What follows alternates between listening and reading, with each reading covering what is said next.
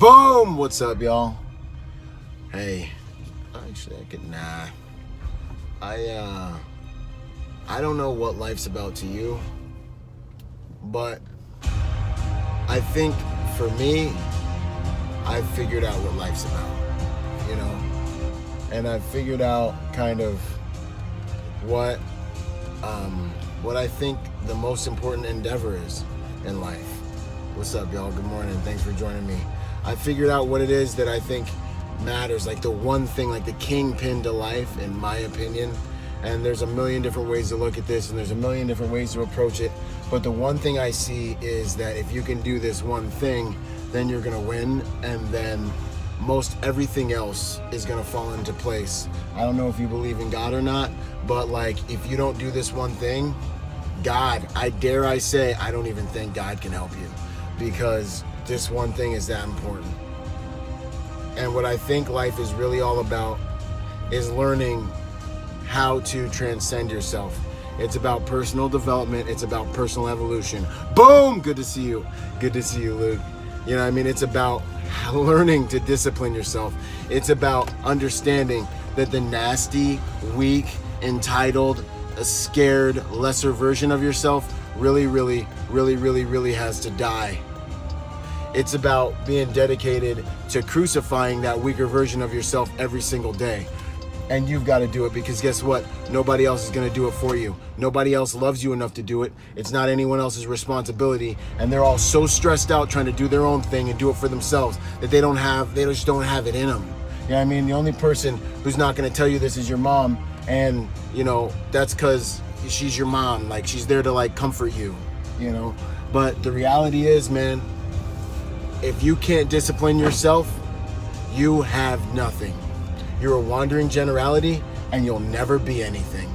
And the sooner you get strong enough to come to grips with that, the sooner you are able to face that reality and psychologically prepare yourself to deal with the reality of that truth, the sooner you're gonna be able to start to get on the path to your own greater destiny, purpose, and greater future. If you can't face that fact, I know a lot of us didn't grow up with dads, fortunately I was kind of around mine sometimes-ish, you know what I mean? But I remember this energy he brought to me that was always just forcing me to go and do stuff and be brave and fight. And I hated it. I loved my mom would make me comfortable and give me all the food I wanted. But what I'm starting to realize as I get older is that dad energy is literally the path to personal salvation and betterment. You literally have to go and fight your demons and your dragons. If you do not do that, you will fail. The easy road becomes the hardest, unbearable road in the end. That's how you end up being the best dressed greeter at Walmart or any of these jobs where you see people that are way older than they should be working. Life will deal you cards, but if you don't learn how to out develop your weaknesses, you're gonna miss out on all the amazing things that life has to offer, because as Jocko Willink says, your freedom, your everything you want in life, every single thing you want in life is on the other side of your discipline. You know what I mean?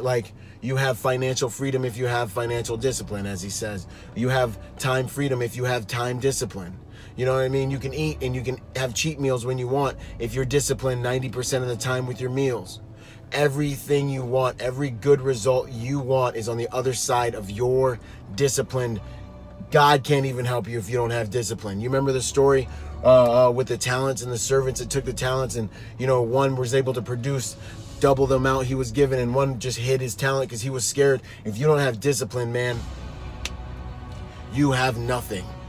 You need to inoculate yourself to struggle. You need to inoculate yourself to pain. You need to inoculate yourself to the price of self-transcendence, to the price of getting better. That's what you need to do. You need to condition yourself to understand the cost of your greatness. And until you do, everybody looks at the fight and they're like, no, I won't do that because I know I won't win, or because, I'm worried about this, that, and the next thing. But until you get in the booth, until you get in the ring and really start getting punched in the face, you have no perspective on whether you're going to win, whether you're going to lose, what it's really going to cost you.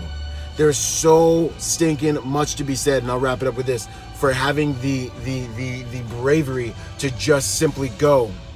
To go. So many of us look from the outside in at the things we need to do in life and the things we want to do in our lives, and we don't do them because we try to calculate. Do you even understand the lack of perspective you have trying to calculate the end from the beginning without going into the ring and actually and bearing the burden and fighting? What plan have you ever had that actually straight up went the way you thought it was going to go from inception to completion? What plan ever goes that way? I mean, what plan? Take a look at your marriage. Like, none of this stuff works the way that you think it's going to work, man. Just get in the booth, take the hits, get punched in the face, and learn that, guess what? You're not so fragile. Guess what? You're still here, because I guarantee you right now, you can look back in your life at 100 different things that should have destroyed you, that should have killed you. But guess what? You're still right here watching this stupid little video of me talking crap to you. I'm just saying, man, there are a million things that should have destroyed you. You won the lottery by even being born. If you're born in America, you're already in the 80th richest percentile of people on the planet. The amount of things that could have gone wrong with you in the womb, that's another lottery you won, and you're here now, and you're however old, and you've gone through all the things you've gone through in your life. You've faced fears already. You've been hit in the face by tragedy already. You know what I mean? Like, you have so many tools, but what you focus on is what you experience, and so many people spend time focusing on the dragon, focusing on the challenge, focusing on the struggle, rather than focusing on the tools that they have readily available to them to go and solve the problem and slay that dragon. And the thing is, on top of that, like, yo, if you're still alive, you're winning.